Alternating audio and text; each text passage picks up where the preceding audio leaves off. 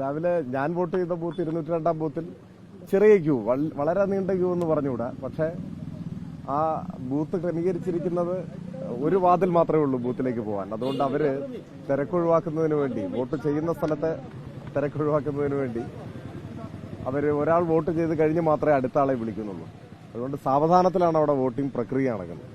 അതുകൊണ്ടാണ് അവിടെ ഒരു ചെറിയ ക്യൂ വന്നത്. മറ്റ് ചില ബൂത്തുകളിൽ ക്യൂ ഇല്ല, ആളുകൾ വന്ന് വോട്ട് ചെയ്യാൻ കഴിയുന്ന സാഹചര്യമുണ്ട്.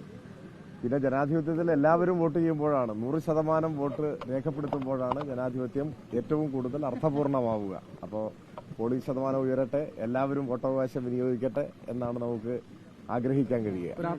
വോട്ട് ചെയ്തതിന് ശേഷം പറയാനുള്ളത് ഇല്ല, വോട്ട് രേഖപ്പെടുത്തി എല്ലാവരോടും വോട്ട് ചെയ്യുക എന്നാണ് പറയാനുള്ളത്. ആർക്ക് വോട്ട് ചെയ്യുന്നു എന്നൊക്കെ ഉള്ളത് പിന്നീട് വരുന്നൊരു കാര്യമാണ്. എല്ലാവരും വോട്ട് ചെയ്യുക. ഞാൻ LDF സ്ഥാനാർത്ഥിയായി മത്സരിക്കുന്നതുകൊണ്ട് എനിക്ക് വോട്ട് ചെയ്യണമെന്ന് സ്വാഭാവികമായിട്ട് ഞാൻ പറയുമല്ലോ. പക്ഷെ വോട്ടവകാശം വിനിയോഗിക്കുക എന്നത് വളരെ പ്രധാനപ്പെട്ട ഒരു കാര്യമാണ് നമ്മുടെ ഒരു സാമൂഹ്യ വ്യവസ്ഥയിൽ.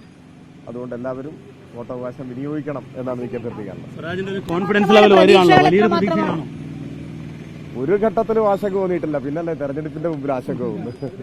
നല്ല ആത്മവിശ്വാസമുണ്ട്.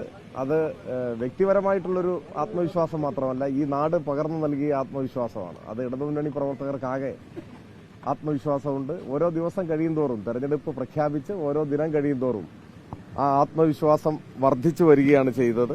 വർദ്ധിച്ചു വരുന്ന അനുഭവമാണ് ഉണ്ടായത്.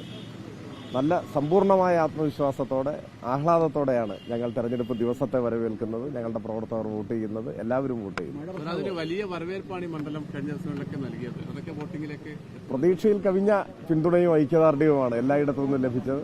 അത് ഈ തെരഞ്ഞെടുപ്പ് മണിക്കൂറുകളിലും വരെ, അതായത് ഏതെങ്കിലും ഒരു സമയത്ത് അതിൽ നിന്ന് പുറകോട്ട് പോയിട്ടില്ല.